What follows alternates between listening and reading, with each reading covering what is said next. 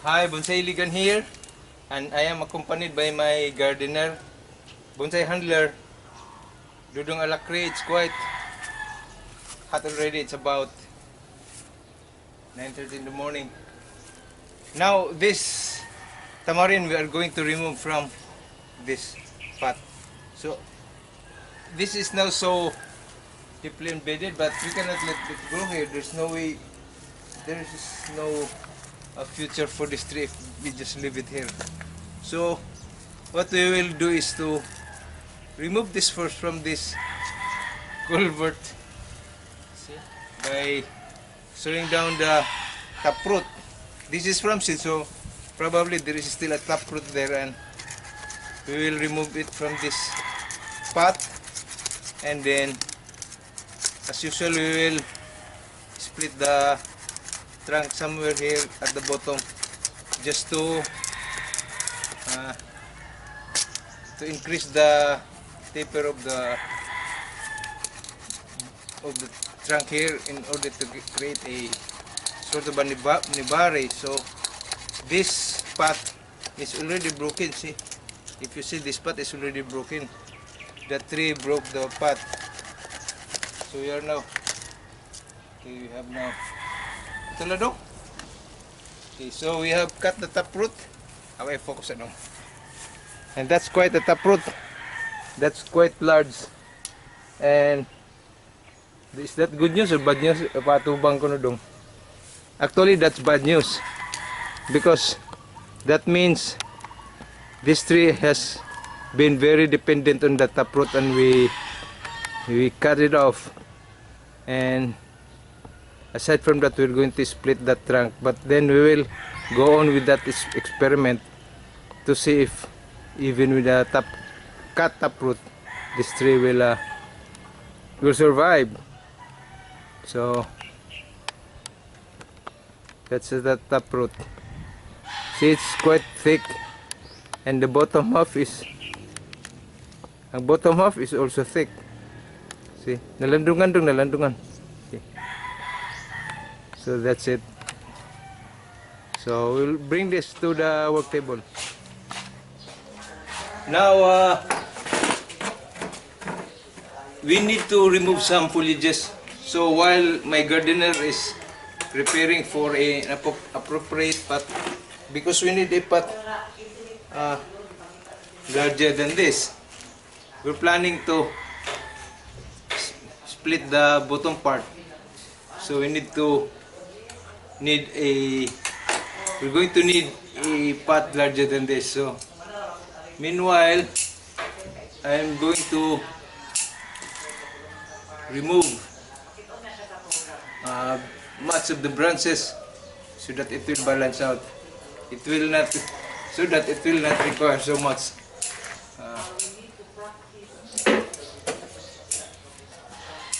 moisture. So to decrease moisture demand, I'll cut this. And decreasing the moisture demand will help aid in the survival of this tree.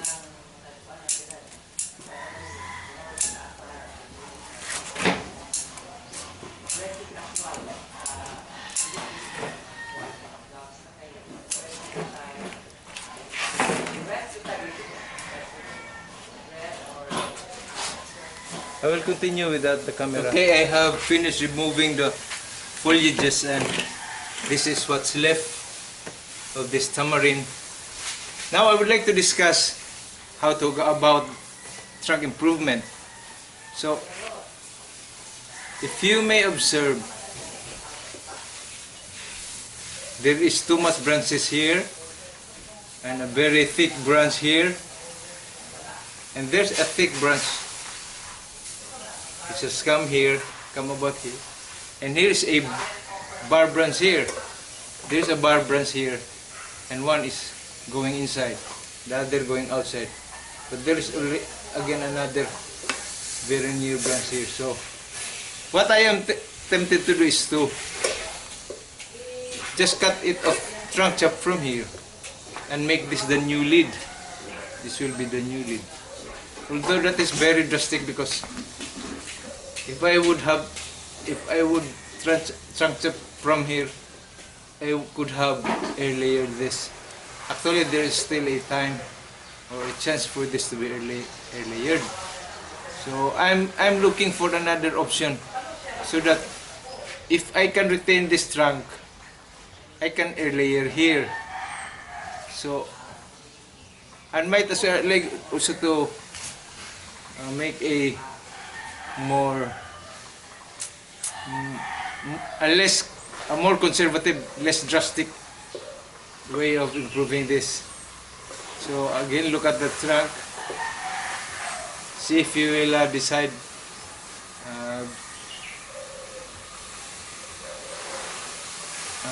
same with mine, because my less conservative option is just to cut off first this branch.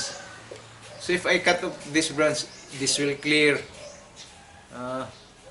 this portion. Okay, it will clear this portion and somehow emphasize this tree, then again to that. So we have this trunk and this trunk, and then I will reduce this, and probably in the future, if it still doesn't look good, because this one is actually fattening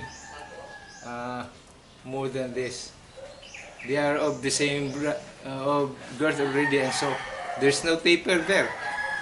Since even if I will somehow thicken this lower portion by trunk splitting, there is still a reverse taper, so it will still look ugly. So for now, I'll just do what I planned. The less conservative way is to chop off this and reduce this top.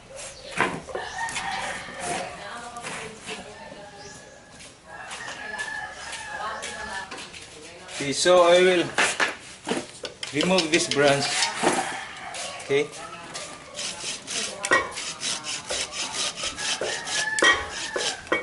That is to clear this away from these two trunks. So I even still have a question in my mind. Where is the front? Where would be the front? So the front could be this side here, or probably on that side. So I need to reduce this. I will remove this thick trunks.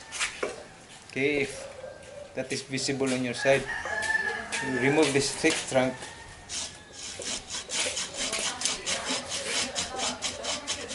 At least, even if I will air layer this in the future and utilize this tree, this part of the tree which is up above, then I still can make this into a decent looking bonsai.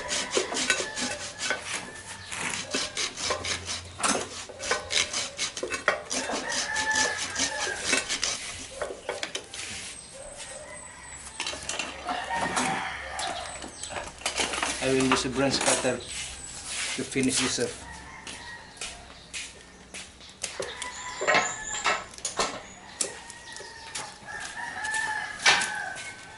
So what's left of this branch is only this branch. Okay.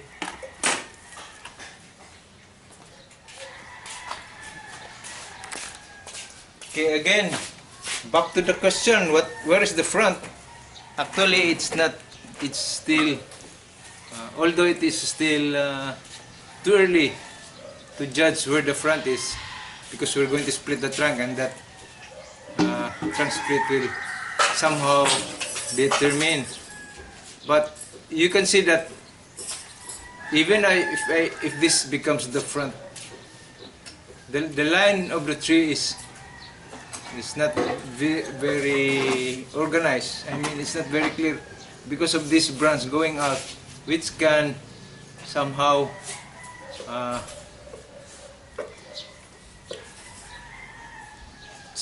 take the view of the line of the tree. However, I cannot cut that because that is an option. If however, if I cut this all through here and not and retain this, then this will be a usable branch of glue. I may need to shorten this out. Okay, so but actually our first in fact more earlier concern is how to let this plant survive. So I'm thinking the more of the tree trunk and its branches to remove, then that tree will have a bigger chance of surviving. So instead of airlaying this, I'll just cut it right off here. Okay. So I will have no problem of supplying nutrients here, just this. Although this one needs to be shortened, so although I will shorten this, okay, up to here. So this long branch, sort of cascading, I cut so that it will somehow reduce, I mean it will not disrupt the line of the tree, because if I will eventually choose this trunk and then this will be the new apex, then that tree will take away also take away your attention to this line. Rather it will get your eyes to this branch there. And so since it's gone, then if I'll use this trunk and this trunk, then you will have a smooth way of looking. Then I will have many options where the front can be. So I think I'll just sacrifice this instead of airlaying this. I will have to put this as a waste. And then cut right off here. Just cut it here. See, I will have lesser foliage to supply nutrients and to supply moisture. So this is, the tree now has a very decreased moisture demand. Okay, my assistant has finished preparing our large pot, because we need also this to be placed in a large pot. So he's now assisting me to cut that up.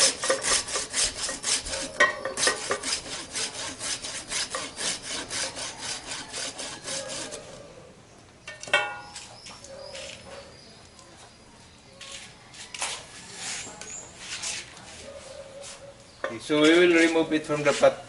This needs to be nibbled, but we'll do that later. We will focus on the more important things first, so that we can finish things earlier. Katong na siya? Di, buha ka. Buha ka ng pot. Ano ra? Take the pot.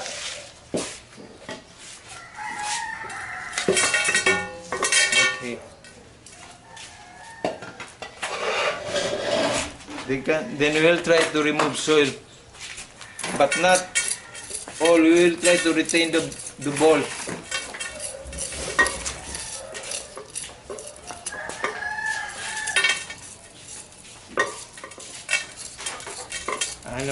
Chisel ba ito panggamit sa una dong? Chisel. Ready na ka dong? Ayun na, ako rin ni dong. Chisel dong o martilyo o katong bangil nga kahoy dong.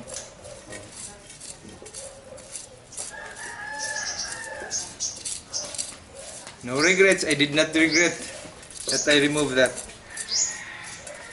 Actually, it was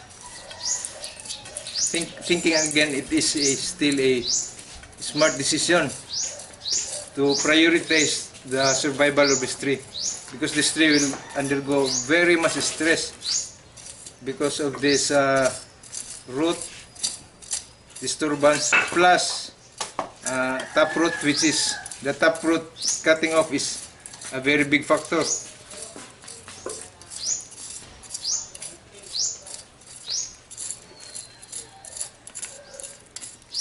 Okay. We'll continue.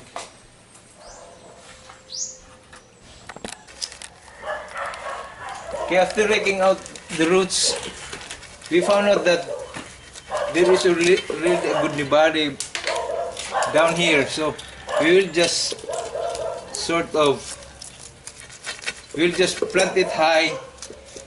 But now we are not going to plant it in a large container.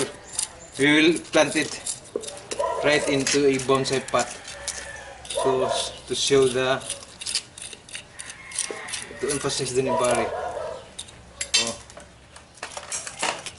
maybe we can cut some roots here and sow that further, the taproot sow further. Kapsa pa na dong.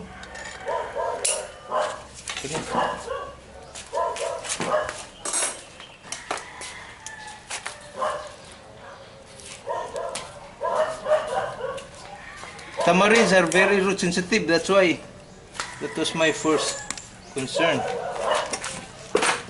So we'll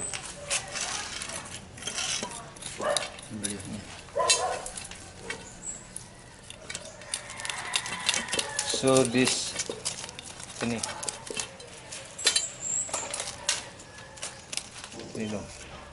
So I'll remove these roots. These are now considered large roots. Okay. There's a large root here, so I need to remove this. So again, the plan is to put this into a bonsai pot direct now, and no more transplanting, because it seems that the trunk has widened. So we are cutting the taproot further so that we can really gamot ni dong. Sige, dako man kay pod. So we'll shorten the taproot further and see if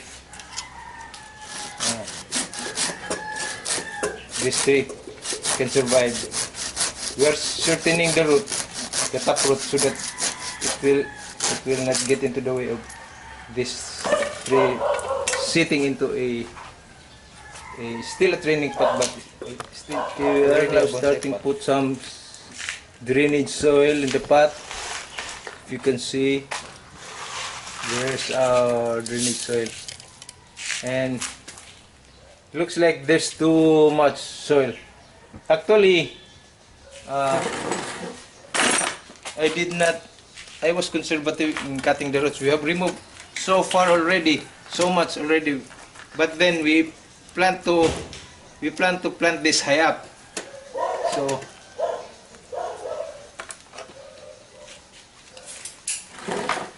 with that, there are still very large roots here, like this one, which needs to be cut. But if we have to cut that, maybe in the next, it will be the cutting will be up to here only. It should be up to here, but we will do that later. For now, our concern is to let this survive. So, although our plan is to really put this high up so that this nibari will show, that will be on the second repotting. For now, pwede dong asa tong front dong. Hindi mo ko dong anap tong front. So irog diri.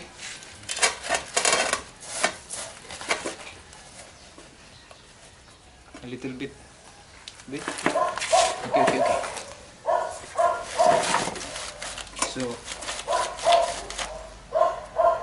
sige dong ikot na. Sige, ikot siya. Ilalom lang para dili makita ang wire dong, ha.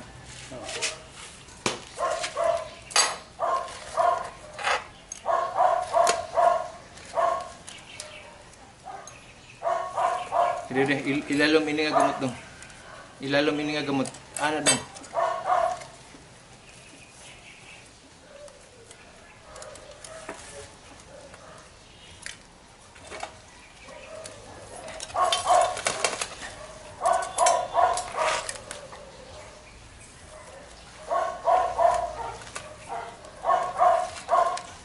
Medyo tabi dito. Hindi gumana. Usually lang.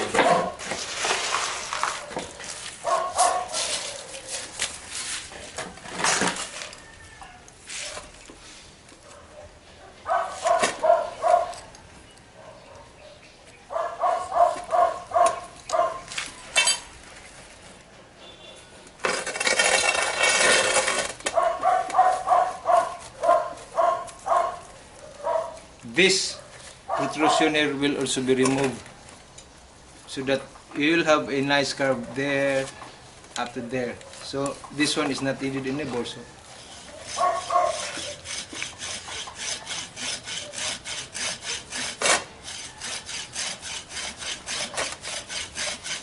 So this is the back portion, although the tree is quite leaning that way.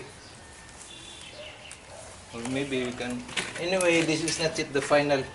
This is still cleaning, but maybe if you notice that the pot is still big enough for this tree.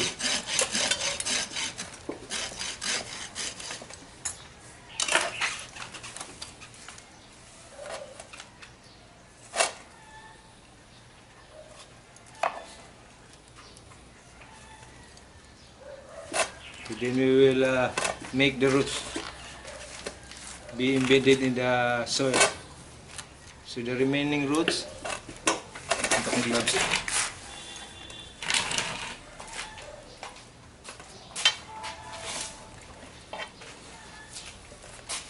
With some gloves, we do earthworks.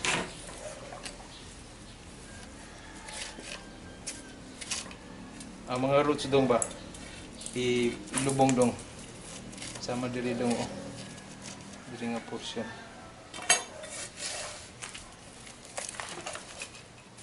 So you have to let the roots be embedded in soil. Make sure that the roots are submerged into soil, because this is not yet the final pot. So in the next repotting, probably we'll have more functional roots, the small roots, so we can cut down further the large roots underneath and expose this nebari better. So again, we did not do that trunk-splitting because there's no need. The nebari is good, so our objective is just to plant this or let this grow here and then make a bonsai of it. We are not anymore going to make this larger. For example, increase the girth of the trunk. This is good enough for this bonsai this size. So we will just continue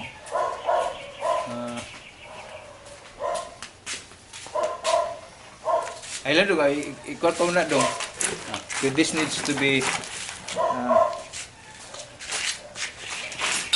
sharpened, or that needs to be with a knob cutter. Work out with a knob cutter. Tayo ka kuno dong. So we give the 360 of the tree.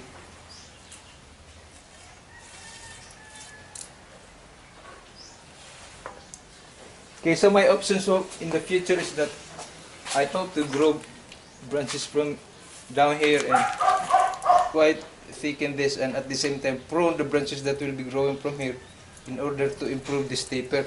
Otherwise, I will be forced to trunk chop again, and that next time will be here, and I will just make this as the new leader. The other one is the branch, then trunk chop. But for now, we'll not do that. We'll not be such in a hurry. Anyway, I've done so much from a situation wherein this was growing in a culvert and dependent on that very large taproot. Once this tree can flourish in this pot, then it will start its bonsai life.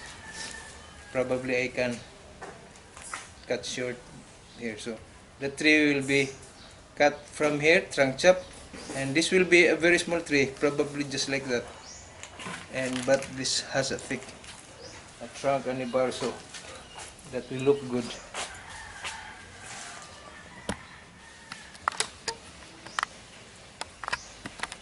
Picture. Okay. Hope you enjoyed, and thanks for watching.